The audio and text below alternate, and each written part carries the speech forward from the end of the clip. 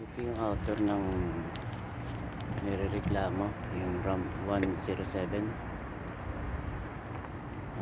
Hindi siya maandar, pero ang indoor nito maandar. Ito tayo sa indoor. Ito yung kwarto na nirereklamo.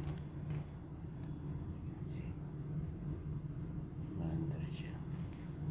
Ito yung author indicator niya. Maandar siya dito. Nag-indicate ng author, pero hindi. Patayin natin.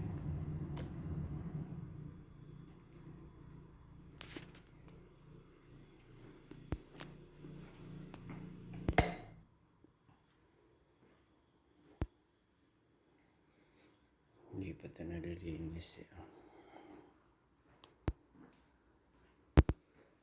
Yung pinag-stayan ng mga football yata ito.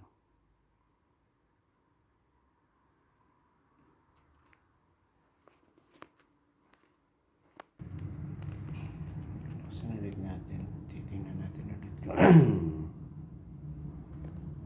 kung gumagana na yung outer, pero palagay ko hindi. Ito pa rin, hindi pa rin gumagana yung outdoor. So titingnan natin kung ano nang dahilan. Okay lang. Common time to check natin yung indoor at saka itong outdoor. So okay sa may